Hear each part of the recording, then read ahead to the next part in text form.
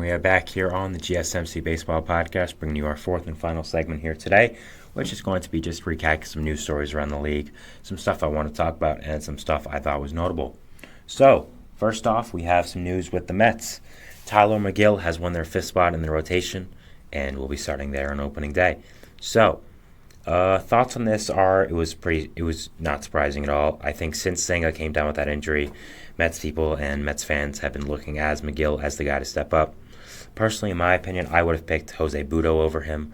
I think Butto has a lot more going for him. I think he's younger. I think McGill has shown time and time again that he's just mediocre and just kind of an okay major league pitcher and nothing more.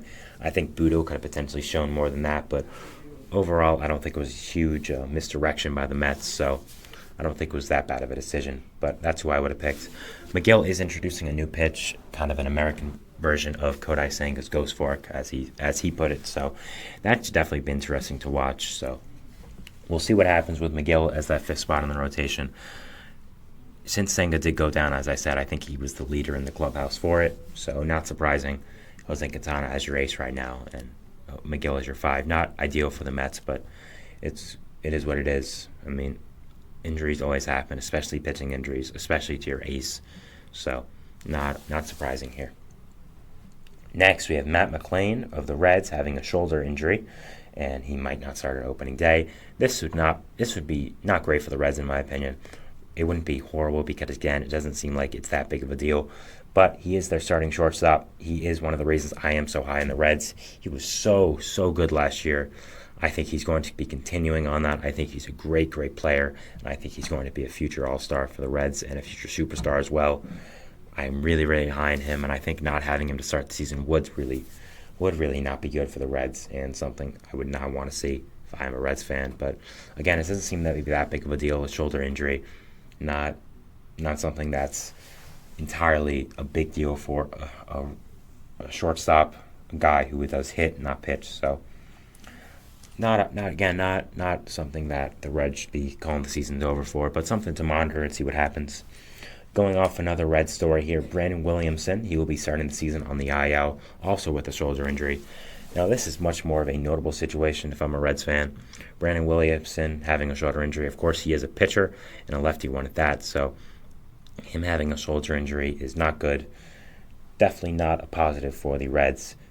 He wasn't going to start the rotation He wasn't going to start the season in the rotation, yes, with the additions of Nick Martinez, Frankie Montas, but was going to be a valuable piece of depth, in my opinion, to that team.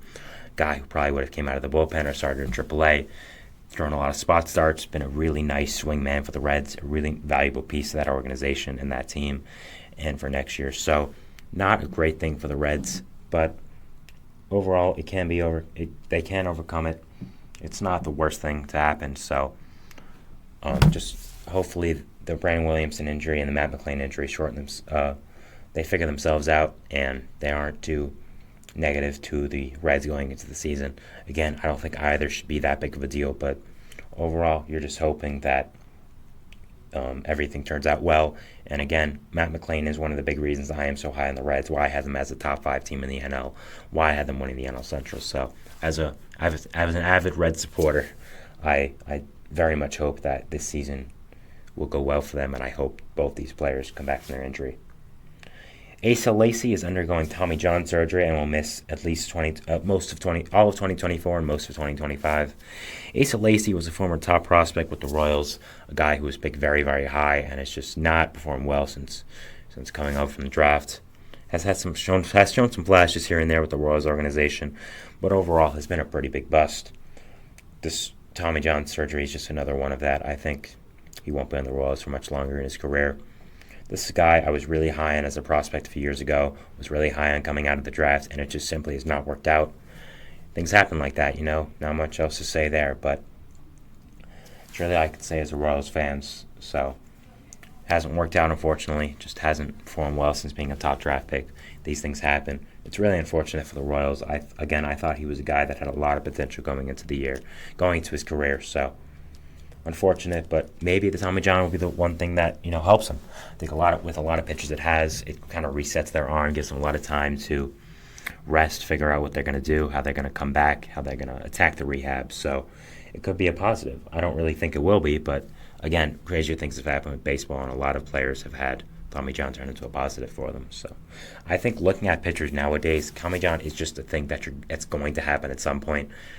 Like, it's just going to happen. So I don't think it's viewed as the career ender as it might have been a few years ago. So I think it's just something that is going to happen with a pitcher's career because of how hard they throw, how much stress is on their arm. I mean, throwing a baseball like that is not natural. So you're at risk every time you step on the field. So I don't think it's a huge deal that he is getting Tommy John, but I do think it is notable. After that, we had Eduardo Rodriguez. He had a lat issue yesterday in his spring training game with the Diamondbacks coming out of the game early. Something I'm definitely monitoring going forward. Again, I'm very high on the Diamondbacks. I love the signing for them, and I thought it brought a lot of legitimacy to that team.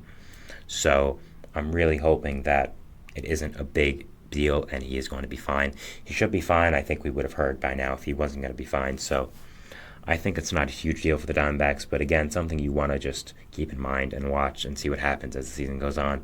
If he is affected by it, if he does start the season on the IL, if he does have to do a stint on the IL because of it. So not something you want to watch here, but overall I think Eduardo Rodriguez should be fine. And again, I'm looking forward to watching him be a big part of this Diamondback season and be a big part of how they can do this season. According to Astros general manager Dana Brown, they will not be pursuing starting pitching going into this year. That is surprising to me. After them losing out on Snell with the Verlander injuries, with the Urquidy injuries, I kind of figured they would. Not even a top guy like Jordan Montgomery, maybe even a smaller guy like Mike Clevenger, potentially Michael Lorenzen. So if I was the Astros, I would go after a pitcher.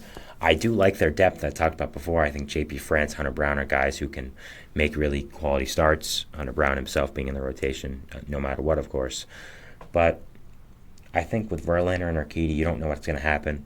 I think Verlander, especially because he is old, I would have gone after heavily a guy like Jordan Montgomery, gone after a guy like Michael Lorenzen pretty hard as well. So I don't agree with this decision personally, but I understand they probably want to just test out the depth, see what's going on with it. So I understand why they're doing it, but again, I disagree with the decision, and I would go after Jordan Montgomery or Michael Lorenzen if I was them. Finally, the Padres, before the game today, of course, selected Tyler Wade and Jackson Merrill, and they are going to be starting for right now on the lineup. Jackson Merrill, of course, will be playing center field as there is no place for him to play his natural position of shortstop or second base because they have Ha-Sung Kim and Xander Bogaerts manning them in a infield for a long time. Ha-Sung Kim might leave after this year because he is a free agent, and that could open up a spot for Jackson Merrill, but as of right now, he is going to be the center fielder. It does make sense for him to be the center fielder. He is very athletic, so he can play center field, really no problem.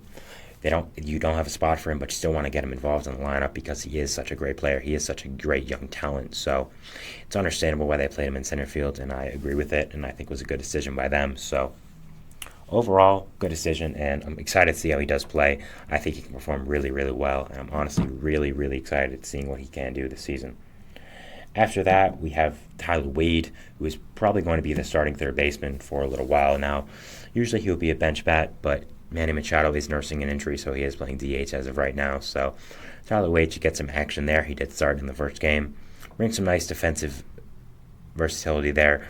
Brings some nice defensive ability there as well. So not really much with the bat, but I think he's a good depth guy. I think elevating him to anything above that would be bad, and I don't think he should be starting full-time. But as of right now, in a crunch with the Machado injury, I think that is what makes sense. Recapping a tiny bit here, Tyler McGill, he did win the 5th spot in the Mets rotation. Good for him. I think we all knew he was the favorite, and I think this is kind of his last chance to prove himself as a fixture in the Mets rotation plans going forward. Matt McLain and Brandon Williamson, some injuries for the Reds. Not great, but Williamson's more of a depth thing, and McLain doesn't seem to be that big of a deal. So overall, I wouldn't worry too much, Reds fans, but still something to keep your eye on as the season does go ahead.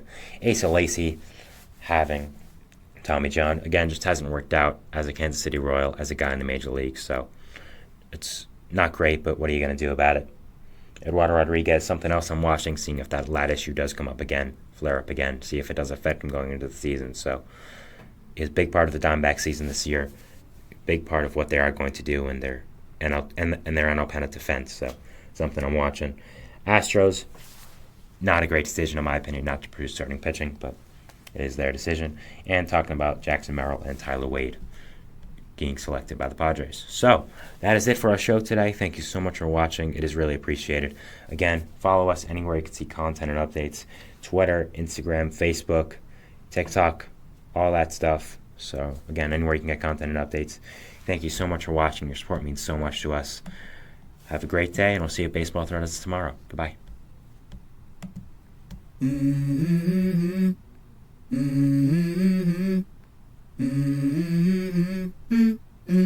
Let's go. I wake up to a little bit of drool on my pillow, feel like it's gonna be a bad day. Yeah, I'm tired of shit, and the coffee ain't hit yet. Damn, ain't that great. I don't wanna go to